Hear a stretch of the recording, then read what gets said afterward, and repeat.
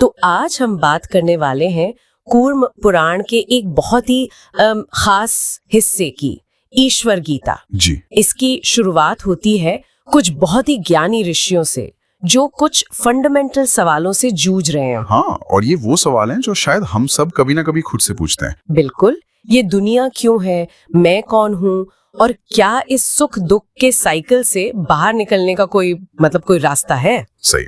और ये सवाल उन्हें लेकर जाते हैं स्वयं महादेव यानी शिव के पास। तो आज हम इसी कॉन्वर्सेशन की गहराइयों में उतरेंगे। ये सिर्फ एक माइथोलॉजिकल कहानी नहीं है जैसा आपने कहा। नहीं, बिल्कुल नहीं। ये कॉन्शियसनेस, रियलिटी और लिबरेशन पर एक मास्टर क्लास है। हम देखेंगे कि शिव इन गहरे सवालों के जवाब कैसे देते हैं। तो कहानी शुरू होती है नैमिषारण्य के जंगल में, जी। जहाँ शौनक जैसे कई महान ऋषि एक साथ आए हैं। वो ज्ञान के शिखर पर हैं, पर फिर भी बेचैन हैं। और वो जाते हैं वेद व्यास जी के पास। हाँ, और वही सवाल पूछते हैं, इस दुनिया का असली कारण क्या है, आत्मा का सच क्या है, और हमें मुक्ति कैसे मिलेगी। और यहाँ एक बहुत इंटरेस्टिंग मोड़ आता है। व्यास जी उन्हें सीधे जवाब नहीं देते। अच्छा। वो उन्हें एक और पुरानी कहानी सुनाते हैं, जब सनत कुमार जैसे महान योगी यही सवाल लेकर भगवान नारायण यानी विष्णु के पास गए थे, बद्रिकाश्रम में। हाँ, बद्रिकाश्रम। तो ये एक कहानी के अंदर कहानी है जो ये दिखाती है कि ये सवाल कितने पुराने और यूनिवर्सल हैं। और वहाँ बद्रिकाश्रम में कुछ कमाल होता है। जी। ऋषि जब नारायण से ये सवाल पूछते हैं तो नारायण अपना तपस्वी रूप छोड़कर अपना दिव्य चतुर्भुज रूप दिखाते हैं, शंख चक्र गदा के साथ। हाँ बिल्कुल। तो ऐसा लगता है कि जवाब बस मिलने ही वाला है, लेकिन तभी वहाँ भगवान शिव प्रकट हो जाते हैं। और यही इस गीता का टर्निंग पॉइंट है। बिल्कुल। सारे ऋषि और खुद भगवान विष्णु शिव की स्तुति करने लगते हैं, और फिर विष्णु शिव से कहते हैं कि इन ऋषियों के सवालों का जवाब केवल आप ही दे सकते हैं। हाँ, और वो कहते हैं केवल आप ही स्वयं को जानते हैं और कोई नहीं। ये एक बहुत पावरफुल स्टेटमेंट है। बहुत ज्यादा। ये दिखाता है कि जिसे हम सृष्टि का पालक विष्णु समझते हैं, वो भी परम ज्ञान के लिए उसी स्रोत की ओर इशारा कर रहे हैं जिसे हम संहारक यानी शिव मानते हैं। तो यहाँ शिव और विष्णु की एकता को स्थापित किया गया है। बिल्कुल। ठीक है, तो स्टेज सेट हो चुका है। अब शिव सिखाना शुरू करते हैं। वो सबसे पहले किस चीज पर फोकस करते हैं? वो सबसे फंडामेंटल चीज से शुरू करते हैं, आत्मा, आत्मतत्व। आत्मा। वो कहते हैं कि आत्मा अकेली है, पवित्र है, सूक्ष्म है, हमेशा रहने वाली है और प्योर कॉन्शियसनेस का स्वरूप है, अंधकार से परे। हाँ, हर तरह के अंधकार से परे। और फिर वो उस सबसे बड़े भ्रम को तोड़ते हैं जिसमें हम सब जीते हैं। कौन सा भ्रम? ये जो हम कहते हैं मैं करता हूँ, मैं सुखी हूँ, मैं दुखी हूँ, मैं मोटा हूँ, मैं पतला हूँ। हाँ बिल्कुल। शिव कहते हैं कि ये सब आत्मा नहीं बल्कि अहंकार बोल रहा है। ये सारी फीलिंग्स, क्वालिटीज, एक्शंस हमारे मन और शरीर के हैं, जिन्हें हम गलती से आत्मा पर थोप देते हैं। सही पकड़ा।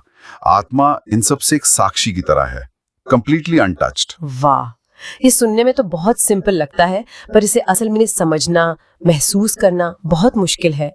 क्या उन्होंने इसे समझाने के लिए कोई एग्जाम्पल दिया? हाँ, दो बहुत ही सुंदर उदाहरण दिए। पहला ये कि जैसे धुएं के संपर्क में आने से आकाश गंदा नहीं होता, वो तो हमेशा साफ ही रहता है। बिल्कुल वैसे ही शरीर या मन में होने वाले बदलावों से आत्मा पर कोई दाग नहीं लगता। और दूसरा उदाहरण तो और भी पावरफुल है। हाँ, वो कहते हैं, सोचिए एक साफ स्फटिक है, एक क्रिस्टल जिसका अपना कोई रंग नहीं है, बिल्कुल रंगहीन। जी। अब अगर उसके पास एक लाल फूल रख दिया जाए तो वो क्रिस्टल कैसा दिखेगा? वो भी लाल दिखने लगेगा। पर क्या वो सच में लाल हो गया है? नहीं, वो तो बस उस रंग को रिफ्लेक्ट कर रहा है। एग्जैक्टली। तो इस एनालॉजी में क्रिस्टल हमारी आत्मा है और वो लाल फूल क्या है? हमारी भावनाएं, हमारे अनुभव। बिल्कुल, वो लाल फूल हमारा मन, हमारी इंद्रियां और उनके अनुभव हैं, सुख, दुख, गुस्सा, प्यार। आत्मा उस क्रिस्टल की तरह है जिस पर इन सब का कोई असर नहीं होता, बस एक परछाई पड़ती है। हाँ, और हम उसी परछाई को अपनी असलियत मान लेते हैं। शिव कहते हैं कि परम पुरुष भी गुणों के संपर्क में आने पर वैसा ही महसूस होता है, जबकि असल में वो निर्गुण है, बियॉन्ड ऑल क्वालिटीज। जी। एक मिनट, यहाँ एक विरोधाभास सा लगता है।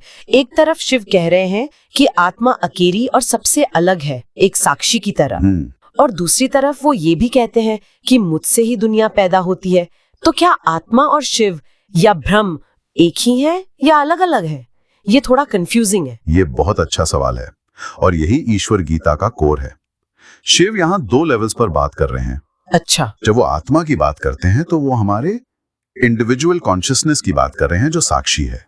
लेकिन जब वो कहते हैं मुझसे ही सब पैदा होता है, तब वो परम सत्य मतलब ब्रह्मांड की बात कर रहे हैं। और ज्ञान का अल्टीमेट लेवल? हाँ, यही समझना है कि वो इंडिविजुअल आत्मा और ये परम ब्रह्म असल में एक ही है। ये बात तो बहुत गहरी है, लेकिन फिर सवाल उठता है कि अगर आत्मा इतनी शुद्ध और अलग है तो फिर ये दुनिया का पूरा खेल, ये शरीर, ये सुख दुख, ये अनुभव, ये सब कहां से आया?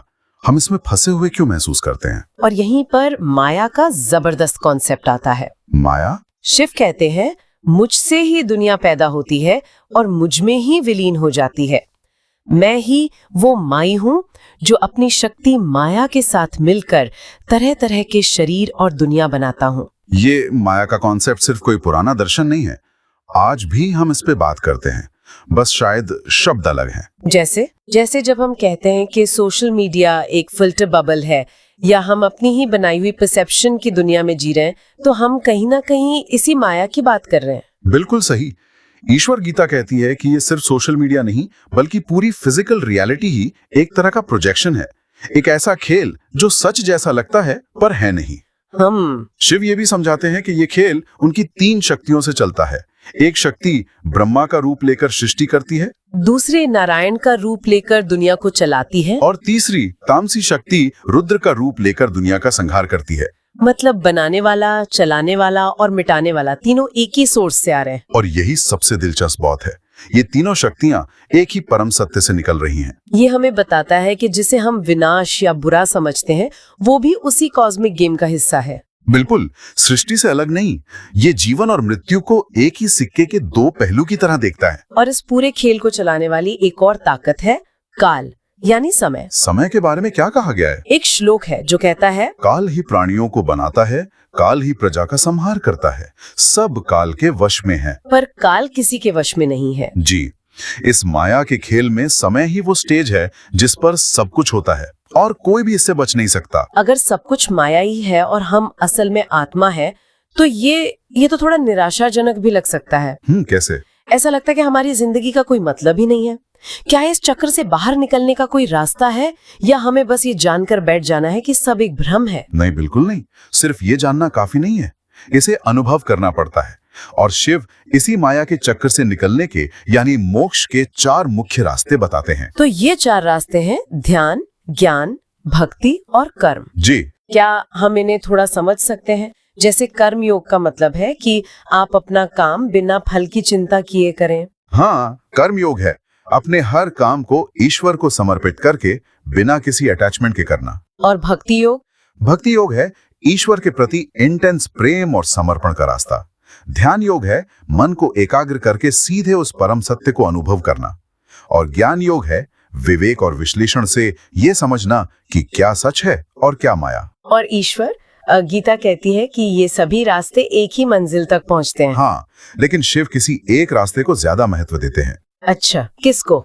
वो कहते हैं कि सभी भक्तों में उन्हें वो सबसे ज्यादा प्रिय है जो ज्ञान से उनकी आराधना करता है। ज्ञान से? हाँ, क्योंकि ज्ञान से ही भक्त ये समझ पाता है कि वो और ईश्वर अलग नहीं है। तो फिर ज्ञान का जिसे कहते हैं अल्टीमेट लेवल क्या है? मतलब कोई कब कह सकता है कि हाँ, अब मुझे सच में ज्ञान मिल गया है? जब योगी सभी प्राणियों को अपनी आत्मा में देखने लगे। अच्छा।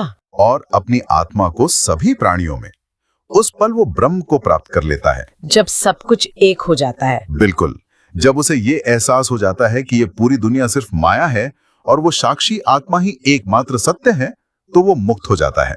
ये सुनने में बहुत आसान लगता है, पर असल जिंदगी में इसे उतारना सबसे मुश्किल है।